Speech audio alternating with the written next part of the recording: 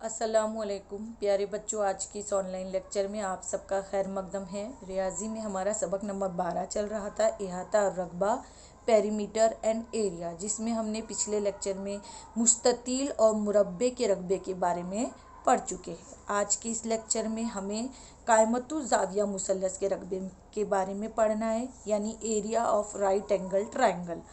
तो इसकी शुरुआत हम मुस्ततील के रकबे से करते हैं। आपने मुस्ततील के रकबे में के बारे में पढ़ चुके हैं। ये यहाँ पर मुस्ततील की एक शक्ल बनी हुई है और इसका रकबा आपने पढ़ चुके हैं, लंबाई ज़रब चौड़ाई। मुस्ततील का रकबा बराबर लंबाई ज़रब चौड़ाई। अब हम क्या करेंगे कि इस मुस्ततील के दरमियान से एक वित्र खींचेंगे। तो इस वित्र को खींचने की वजह से आप देखेंगे मुस्ततील के दो हिस्से बन गए, और ये जो एक हिस्सा है ये आपको क्या दिखाई दे रहा है, ये एक मुसल्लस दिखाई दे रहा है। और ये कौन सा मुसल्लस है, तो ये कायमतु ज़ाविया मुसल्लस है। आपने 6th स्टैंडर्ड में पढ़े हुए कि कायमतु ज़ाविया मुसल्लस यानी ऐसा मुसल्लस जिसका एक ज़ाविया कायमा हो, यानी 90 दर्जे। तो ये एक कायमतु ज़ाविया मुसल्लस बन गया और एक ही दूसरा कायमतु ज़ाविया मुसल्लस बन गया। तो इसका मतलब मुस्ततील का रकबा जो है वो बराबर किसके बराबर होगा, दो कायमतु ज़ाविया मुसल्लस के रकबे के बराबर होगा। तो हम इस मुस्ततील के रकबे को लंबाई ज़रब चौड़ाई ना लिखते हुए हम लिखेंगे दो ज़रब कायमतु ज़ाविया मुसल्लस का रकबा, क्योंकि इसमें दो कायमतु ज़ाविया मुसल्लस बन रहे और इनको बनकर ही मुस्ततील बन रहा है।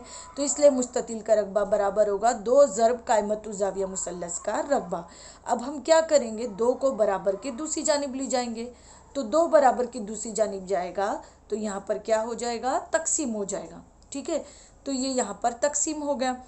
अब आप देखेंगे कि ये जो कायमतु ज़ाविया मुसल्लस का रकबा हमको हासिल हुआ वो बराबर हुआ मुस्ततील का रकबा बटे दो। अब ये जो कायमतु ज़ाविया मुसल्लस का रकबा यानी ये एक कायमतु ज़ाविया मुसल्लस का रकबा, तो ये जो है इसमें आप देखेंगे ये जो दो ज़िले आपको दिखाई दे रहे हैं, ये मुस्ततील के रकबे में ये क्या चीज़ है, लंबाई ज़रब चौड़ाई। तो हमने इसको लिख दिए मुस्ततील का रकबा, ये इसके नीचे लिखे लंबाई ज़रब चौड़ाई और बटे दो। ठीक है, अब ये लंबाई और चौड़ाई दरअसल क्या है, कायमा ज़ाविया बनाने वाले दो अज़ला है, इनका हासिल ज़रब यानी लंबाई ज़रब चौड़ाई।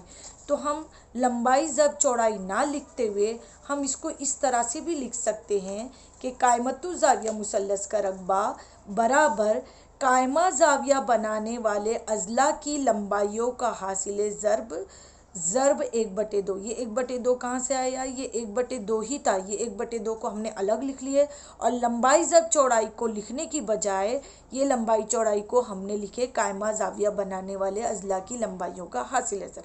अब ये जो कायमा ज़ाविया बनाने वाले अज़ला है, दरअसल इसमें जो नीचे वाला हिस्सा होता है वो कायदा कहलाता है और उसके ऊपर जो उमूद होता है वो इर्तिफ़ा कहलाता है। तो कायमतु ज़ाविया बनाने वाले अज़ला को हम इस तरह से भी लिख सकते हैं कि कायमतु ज़ाविया मुसल्लस का रकबा बराबर 1/2 ज़रब कायदा ज़रब इर्तिफ़ा। ये कायदा और इर्तिफ़ा क्या है, कायमा ज़ाविया बनाने वाले अज़ला, इसी को हमने कायदा ज़रब इर्तिफ़ा लिखे। तो इस तरह हमको कायमतु ज़ाविया मुसल्लस के रकबे का क्या ज़ाब्ता हासिल हुआ, 1/2 ज़रब कायदा ज़रब इर्तिफ़ा।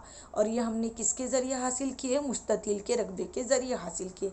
तो ऐसा नहीं है कि ये कायमतु ज़ाविया मुसल्लस का रकबा ही है, अगर कोई भी दूसरी किस्म का मुसल्लस भी हो, चाहे वो हद्दतु ज़ाविया मुसल्लस हो, चाहे वो मुनफरजतु ज़ाविया मुसल्लस हो, उसके रकबे का ज़ाब्ता भी यही होगा 1/2 ज़रब कायदा ज़रब इर्तिफ़ा। कैसे, वो हम देखते हैं।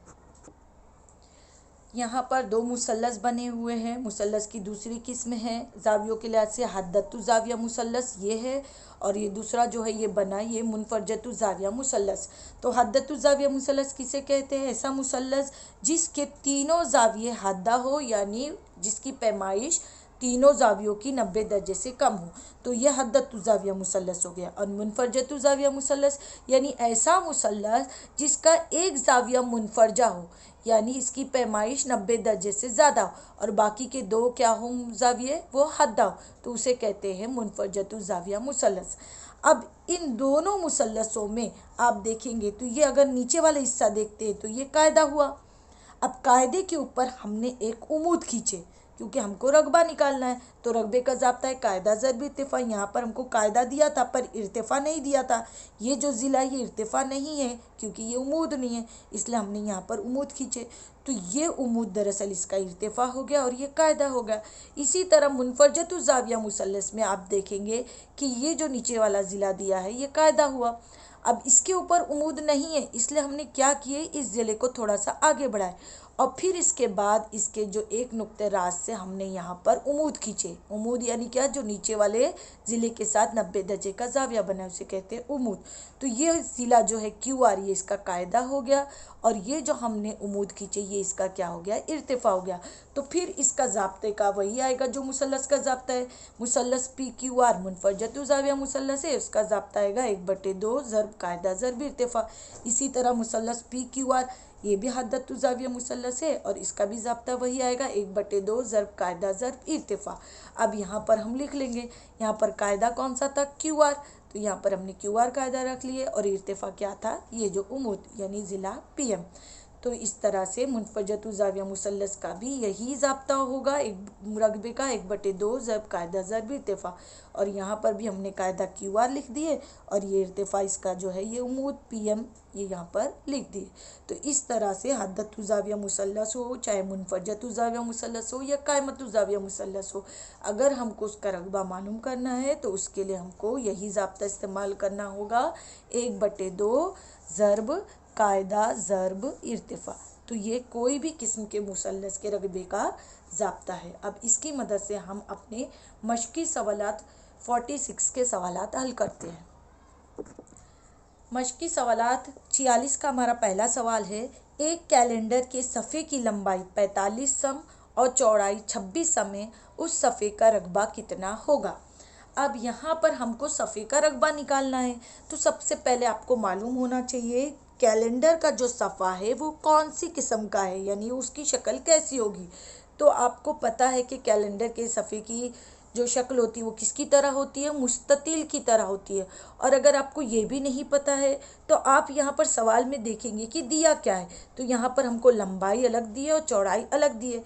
तो लंबाई और चौड़ाई से ही आपको पता चल जाएगा कि कैलेंडर का जो सफ़ा है वो कौन सी शक्ल का है, वो मुस्ततिल की शक्ल का है। तो इसका मतलब हमको मुस्ततिल के रकबे के ज़ाब्ते की मदद से सफ़े का रकबा निकालना है।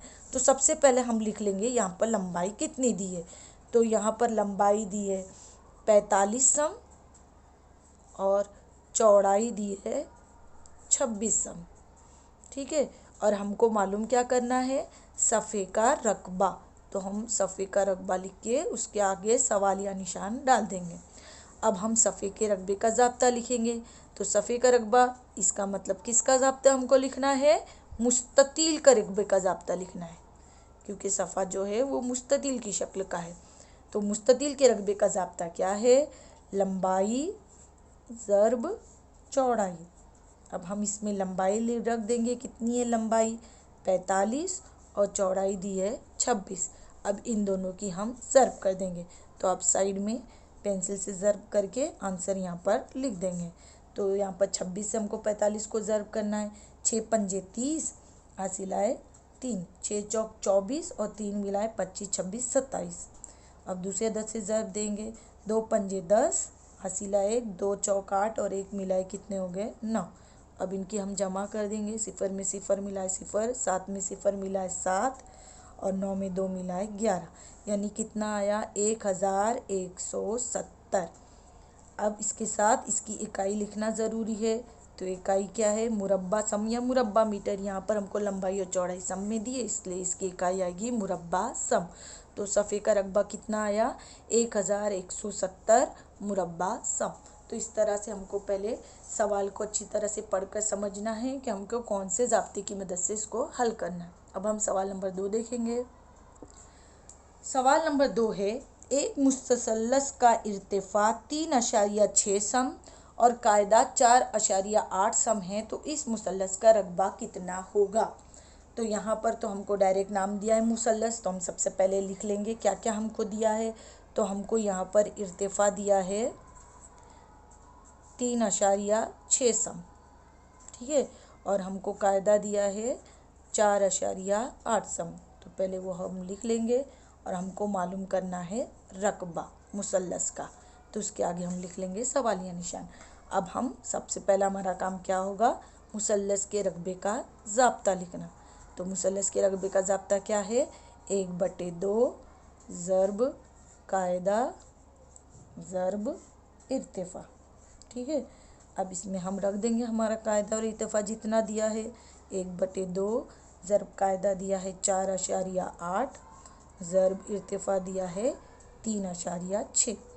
अब उसके बाद आप चाहे तो पहले ऊपर ज़र्ब कर दो और फिर 2 से तकसीम कर दो, या अगर आपको आसान करना है इसको तो ज़र्ब को, तो आप इसको पहले काट लो। तो देखो ये 2 के पहाड़े से कटता है, 2 1 2, 2 दूनी 4, 2 चौक 8, और ये अशारिया 1 के बाद है तो 1 के बाद अशारिया ऊपर वैसे ही लगेगा। तो ऊपर हमारा आया 2.4 ज़र्ब 3.6। अब इन दोनों की हम क्या कर देंगे, ज़र्ब कर देंगे। तो जब भी अशारिया वाली ज़र्ब या तकसीम होती है तो आप अशारिया भूल के, ज़र्ब करते वक्त अशारिया को भूल कर जैसा हम ज़र्ब करते वैसे ही ज़र्ब करेंगे, और उसके बाद लास्ट में हम अशारिया गिन कर लगाएंगे कि कितने के बाद हमको अशारिया लगाना है। तो अब हम यहाँ पर हम ज़र्ब करेंगे, 6 चौक 24, हासिलाए 2, 6 दूनी 12 और 2 मिलाए कितने हो गए 14। हम दूसरे अदद से ज़र्ब करेंगे, 3 चौक 12, हासिला 1, 3 दूनी 6 और 1 7।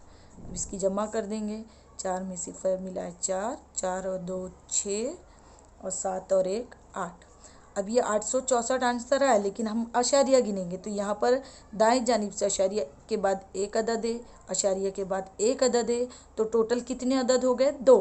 तो दाएं जानिब से 2 अदद के बाद हम अशारिया लगा देंगे। तो ये अशारिया लगाने का उसूल है, इसको आपको याद रखना है। तो हमारा आंसर आया मुसल्लस का रकबा 8.64, और इसकी इकाई लिख देंगे मुरब्बा सम। तो इस तरह से हमको सवाल पहले समझना है क्या दिया है, उसके बाद देखेंगे कौन सा इसमें ज़ाब्ता इस्तेमाल होगा। ज़ाब्ते की मदद से पहले सब अदद रखेंगे, अगर वो कट रहा है तो काटो, अगर नहीं कट रहा है ज़र्ब हो रही है, कटने के बाद तो उनको तकसीम करके ज़र्ब कर दो। और ज़र्ब करने के बाद जब हमारा आंसर आ जाए तो आंसर के साथ इकाई लगाना बहुत ज़रूरी है। अगर आप इकाई नहीं लगाते हैं तो आपके एग्ज़ाम में मार्क्स कट जाते हैं। ठीक है, उम्मीद करती हूँ आपको ये लेक्चर अच्छी तरह से समझ में आ गया होगा। शुक्रिया।